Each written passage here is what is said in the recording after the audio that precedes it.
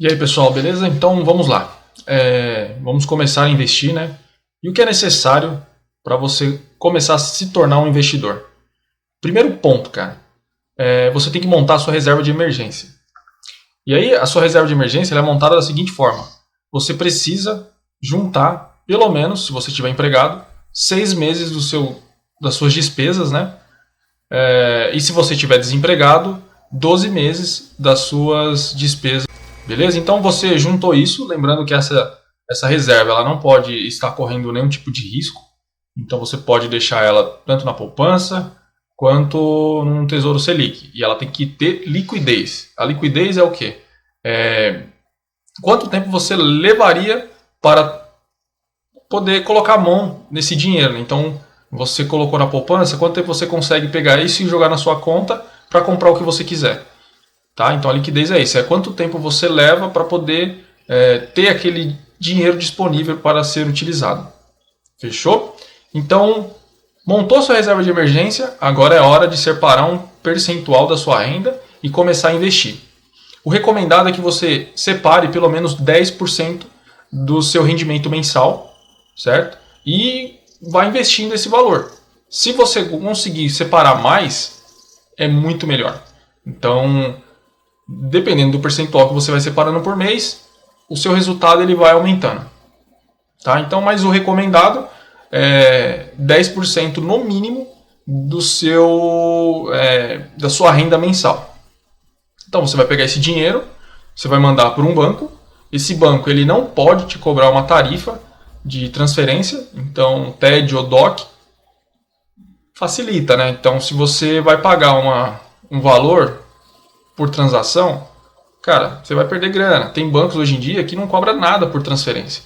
Então procura um banco que ele não te cobre uma transferência, tá? E feito isso, você tem que ter uma conta em uma corretora de valores. É muito simples, existem diversas corretoras hoje online. Então você tem a Clear, tem a Rico, tem a Modal Mais, tem a Easy Invest. E aí você tem que ver qual que é a melhor opção para você. Cada uma tem uma vantagem, uma desvantagem, cada uma tem os seus pontos positivos e negativos, tá?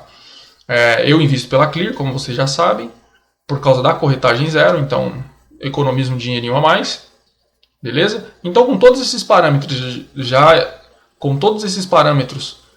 já executados, então você tem a grana disponível para reserva de emergência, você tem o dinheiro para investir, você tem o banco, e você tem a corretora, agora é só mandar o dinheiro do banco para a corretora.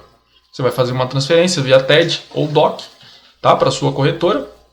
E assim que esse dinheiro ficar disponível, você já pode comprar algum ativo, tanto em renda fixa quanto em renda variável. E aqui é onde mora o ponto do negócio, né? O pessoal chega, tem o dinheiro lá na corretora, e agora? O que eu vou comprar? Como eu vou comprar? Então eu separei aqui, né, dentro de um checklist que eu utilizo para escolher algumas ações, 6 opções, 6 pontos importantes que eu utilizo na hora de escolher uma ação. Então eu tenho aqui o dividend yield, tá? Eu estabeleci esse 6,5%, porque a renda fixa está pagando mais ou menos 5%, tá? Só que para vocês entenderem, esse 6,5% que eu tenho que ter de retorno na renda variável tem que ser maior do que a renda fixa. Por quê? Porque se eu estiver ganhando igual a renda fixa, compensa eu deixar minha grana na renda fixa. Concorda? Porque o risco que eu estou correndo na variável é muito maior do que na renda fixa. Beleza? Então a questão é essa. Então você tem que ganhar sempre a mais que a renda fixa. Senão é mais vantajoso deixar na renda fixa. Tá? O ROI ele tem que ser maior que 20%. Tá?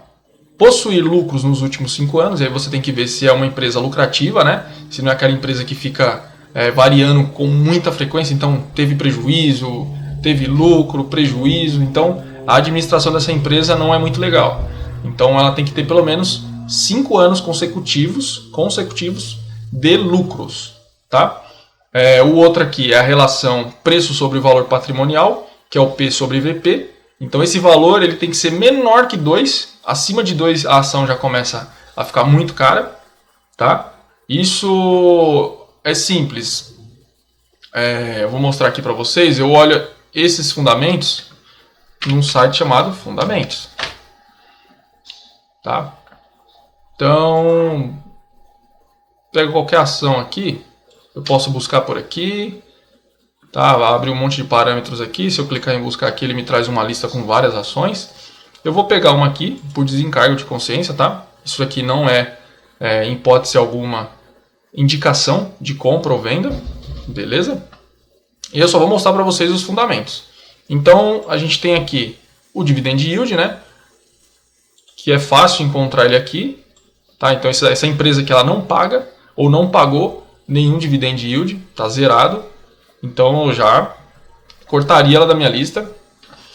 O ROI, ele tem que ser maior que 20%. Vamos ver aqui. Aqui eu acho o ROI, tá vendo? Ó, menos 5,5%. Putz, ruim pra cacete. Tem que possuir lucro nos últimos 5 anos. Então eu venho aqui em gráficos, demonstrativos de resultados. Beleza? E aqui lá no final eu tenho o gráfico de lucros. Então, ó, a empresa que, só teve prejuízo. Tá muito fodida, velho. Relação preço sobre o valor patrimonial tem que ser menor que 2, como eu já falei. Então é esse cara aqui. Eu volto aqui em detalhes. P sobre VP. Ele tem que ser menor que 2. Tá? O que isso indica? Se você pegar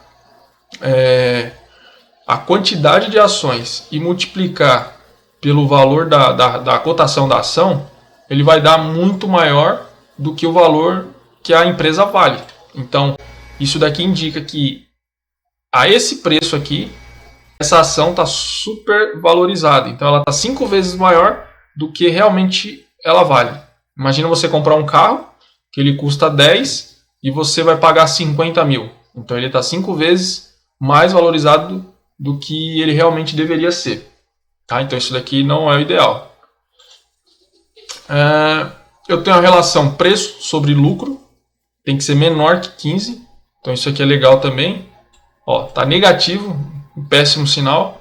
Isso aqui, ó, ele indica também a quantidade de tempo que você teria o retorno do capital investido. Tá? Então menor que 15 é o indicado. Se ele estiver abaixo de 15, a empresa aparenta ser boa.